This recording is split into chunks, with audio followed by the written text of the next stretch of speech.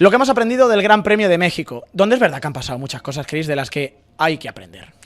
Yo creo que sí, yo creo que sí. Y fíjate, te voy a hablar de algunas que pasaron en pista y otras que no llegaron a pasar en pista. Ok. Entonces, si quieres, empezamos por la primera directamente. Adelante. El rebote de Norris, la inmersión de Piastri. ¡Wow! Sí, yo creo que hay que fijarse mucho en lo que ha pasado en este Gran Premio entre los dos McLaren, porque el ritmo entre ellos ha sido increíblemente distinto. Sí. Es decir, hemos visto un Norris que ha vuelto a su mejor forma y hemos visto un Piastri que, sin embargo, ha estado hundido, pero ha estado hundido de principio a fin.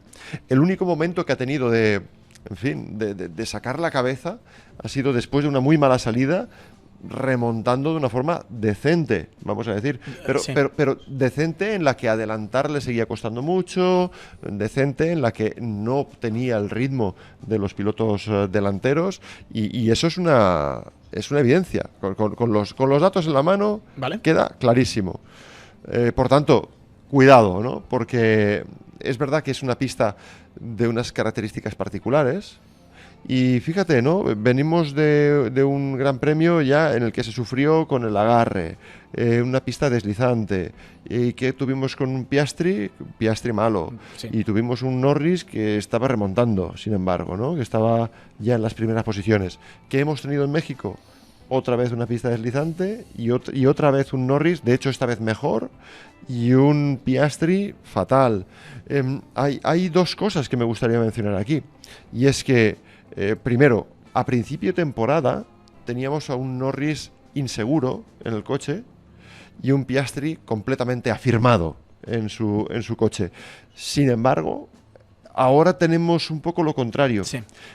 Y en este sentido, hay que destacar que en Singapur hubo una reunión dentro de McLaren en la que Lando Norris pidió ciertos cambios en el coche. ¿Vale? Describió qué es lo que le hacía perder la confianza y pidió que se le cambiara. Se le hizo caso, a juzgar por los resultados, porque fue un antes y un después. ¿Pero se le cambió solo a Norris o también a Piastri? Bueno, la oportunidad estoy convencido de que la tuvieron los dos. Ya. Pero cuando tienes problemas de feeling con el coche, que te lo cambien no siempre es una buena decisión. En este sentido, hay que destacar ese rebote de un Norris que venía hacia abajo, que era blando Norris, que no tenía confianza, que se equivocaba. Sí. Y hemos encontrado un Norris que no falla, un Norris que tiene un buen ritmo a una vuelta, un ritmo de carrera también bueno. Y por tanto la pregunta es, ¿qué va a pasar en los siguientes grandes premios? Porque cuando vemos que hay baja adherencia, Piastri sufre mucho, Norris lo lleva bien. En Brasil no será un circuito de baja adherencia. Salvo que llueva. Salvo que llueva. Ciertamente, si llueve va a ser una cosa completamente distinta. Porque, de nuevo, estamos hablando de márgenes, sí grandes, pero probablemente de percepciones muy pequeñas. Sí. Entonces, si llueve, a lo mejor es otro escenario completamente distinto. Lo que está claro es que después de Brasil viene Las Vegas.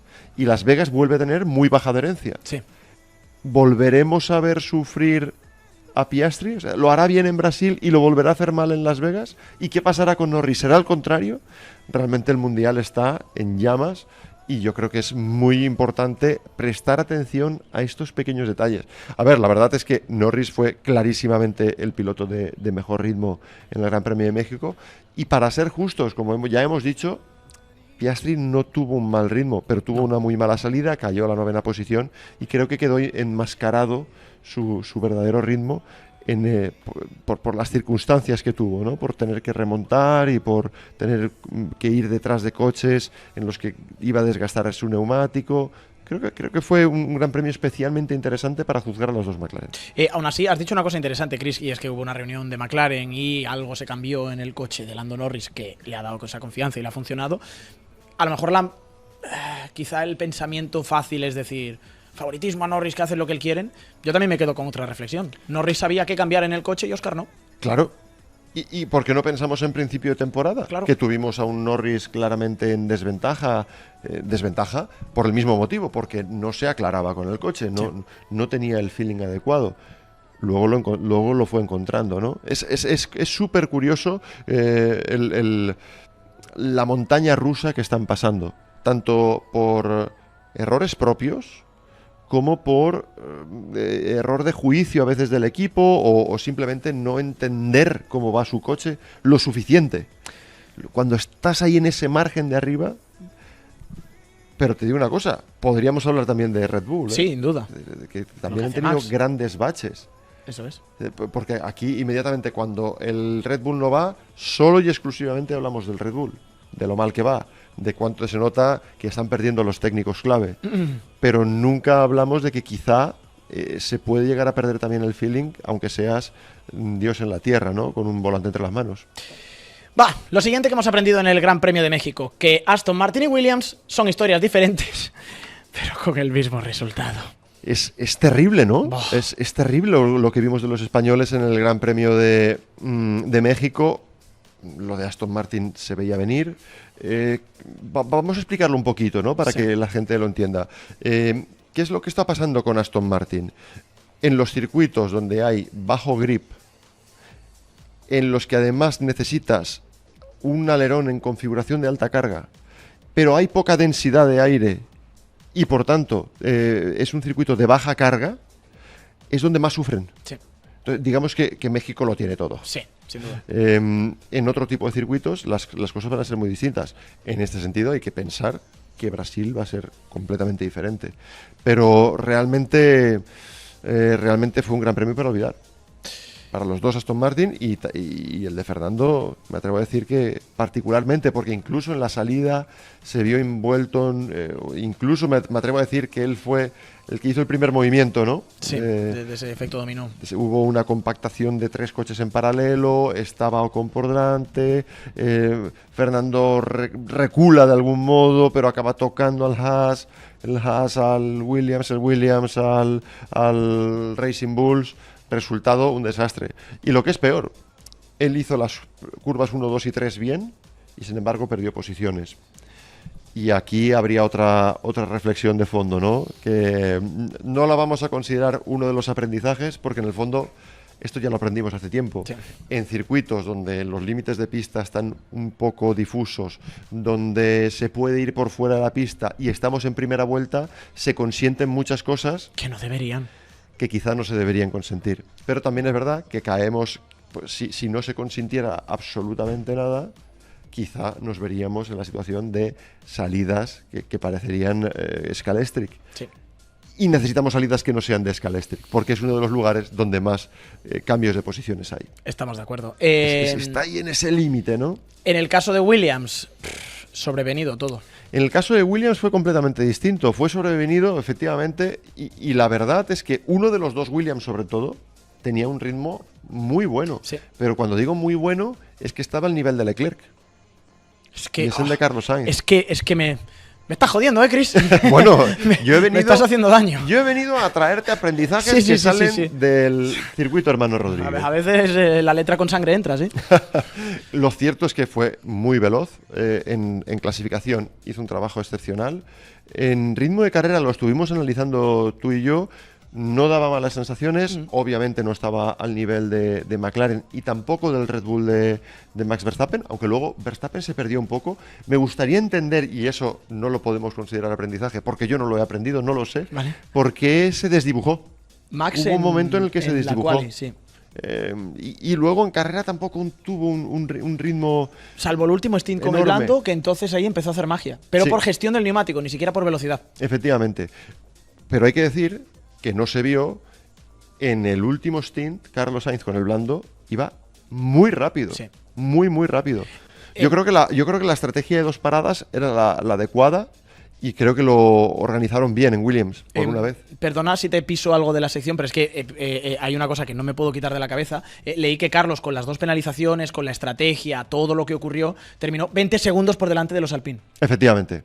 No me lo pisas, aunque iba a dejar coletilla. Y esta es la coletilla, ¿no? Que efectivamente para los hispanos fue un mal gran premio en general, pero... en el caso de los Alpine fue desastroso. El único consuelo para Franco Colapinto es que una vez más tuvo un pelín más de ritmo de carrera que Pierre Gasly. Lo que ocurre es que eso es una victoria pírrica. Y cuando estás al fondo de la parrilla, eso no nos vale. Por lo menos lo que yo creo es que tendremos una renovación muy, muy pronto de Franco, y esa sí que la merece. Pero queremos resultados, queremos verlo brillar, queremos emular lo que ocurrió en 2024 con ese Williams, ¿no? Ya no hablo de un doble podio de Alpine como tuvimos en Brasil el año pasado. No. Eso no lo vamos a ver, ¿no? Pero que por lo menos pueda pelear, porque es que ahora no pueden pelear. Sí. Así que tuvimos un Aston Martin que iba fatal, que estaba desde el primer momento condenado a tener un mal Gran Premio. Tenemos un Williams en manos de Carlos Sainz que iba muy bien. De nuevo, insisto, sobre todo en sus manos, porque Albon no tuvo un ritmo brillante, sinceramente no tuvo un ritmo brillante. La diferencia, de hecho, entre ellos es notable, una de las mayores entre compañeros de equipo.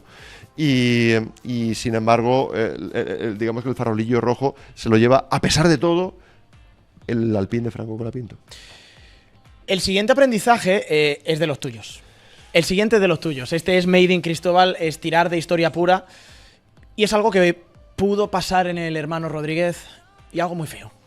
Sí, me cuesta hablar de esto, pero creo que hay que recordarlo. Y hay que recordarlo para que todo el mundo sea consciente de que la Fórmula 1 tiene que mejorar un procedimiento, que es el procedimiento de entrada de los comisarios a la pista cuando hay una urgencia. A veces hacemos hasta bromas, ¿no? El comisario torero, mira lo que rápido, sí, no sé qué, uy, se ha tropezado, ha caído. Pero esos señores y señoras se están jugando la vida cuando están ahí dentro, porque están en una pista en la que hay coches que superan los 300 km por hora de largo. Entonces, creo que a veces hay que echar la vista atrás para darle importancia a las cosas que la tienen. No vimos nada que asustara especialmente, aunque a Liam Lawson sí le asustó. Hombre. Y por eso utilizó insultos en la radio de la pura adrenalina que había tenido al ver dos personas cruzando la pista. Y sin tener absolutamente todos los detalles, pero he hecho alguna indagación, ¿vale? Los comisarios recibieron la orden de entrar en pista, la orden fue revocada, pero fue revocada demasiado tarde. Cuando estaban dentro. Habían partido. Y eso tiene que poder cambiar, porque eso me trajo a la memoria, eso y las imágenes del Racing Bulls rodando muy cerca de esas personas tan indefensas en ese momento, me trajo a la mente a Tom Price, un piloto galés de los años 70 que tenía una proyección espectacular. Se dice que tenía un contrato firmado con el equipo Lotus para la temporada siguiente, para acompañar a Mario Andretti con el Lotus 79, en lugar de hacerlo Ronnie Peterson. Y detalle que incluso fue confirmado décadas más tarde por Riccardo Patrese, pero que no llegó a la temporada 78 porque perdió la vida en el Gran Premio de Sudáfrica del año 77. Y lo hizo junto con un comisario. Bombero en este caso, vamos a decir, que de los que llevan extintor, sí, que tuvo que acudir precisamente a apagar un fuego que había iniciado en la parte trasera del compañero de equipo de Tom Price con el otro Shadow de N8. Y es uno de los momentos más terribles de la historia de la Fórmula 1. Y hay que recordarlo, porque ahí hubo una persona con 19 años, Frederik Jansen Van Buren, que perdió la vida. Específicamente he querido que no buscaras fotografías del accidente, porque es demasiado bestial como para mostrarlo ni en este horario ni casi en ninguno, sí, pero por lo menos me vas a permitir que lo cuente. Sí. Digamos que estaban en plena carrera, en la última curva del circuito de Kyalami, una curva que se hacía a fondo ya entonces en los años 70. Era un circuito con una recta muy muy larga, se alcanzaban prácticamente los 300 km por hora. Ya en ese punto, en la llamada The King, ¿no? Es la típica curva rápida, se iba muy a fondo, se iba en quinta velocidad, se superaban de largo los 200, quizás estaba a 250, 260 km por hora, y hay un coche que se para en el arcén. Evidentemente, el comisario jefe dio la orden de que se acudiese a ese accidente, pero no llegó a dar la orden de que, según los protocolos 2 comisarios saltasen en la pista. Ahí hubo un fallo, no hubo orden y sin embargo los comisarios se lanzaron a la pista. Ese aprendizaje ya se tiene, afortunadamente. Ahora los comisarios en Fórmula 1 no saltan a la pista si no reciben la orden. Recordemos, este señor, chico, porque tenía 19 años, era voluntario, como lo son los comisarios todavía hoy, casi 50 años después, y saltó a la pista junto con otro. Cruzó la pista con los coches pasando a 250 km por hora. Hans Stuck, hijo, pasó rozándolos, pero en su rebufo estaba Tom Pryce. Cuando se apartó Hans Stuck, la última visión de Tom Pryce fue la de 2 personas en la pista. Uno libró, pero el otro no. Precisamente Frederik Jansen van Buren. Se lo llevó puesto con el extintor, un extintor de 18 kilos, y dio 3 vueltas de campana en el aire, el comisario bombero, y el extintor golpeó la cabeza del piloto. Hasta el punto que le rompió el casco, le arrancó medio casco, arrancó el arco de seguridad del Shadow, el arco de seguridad, lo arrancó el extintor, y el extintor salió rebotado con tanta fuerza que salió por encima de las gradas, superó las gradas y cayó en el parking del circuito, golpeando un coche. Afortunadamente no había nadie por allí, le destrozó una puerta, pero ahí terminó el vuelo del extintor.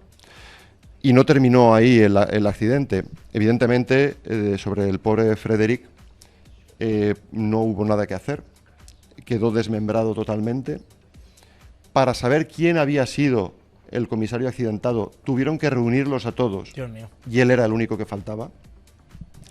Y el coche siguió su camino en la recta de meta con el acelerador prácticamente a fondo hasta el final de la misma. A punto estuvo al final de la recta de meta larguísima del circuito de Kyalami de llevarse con él también, el piloto ya muerto, insisto.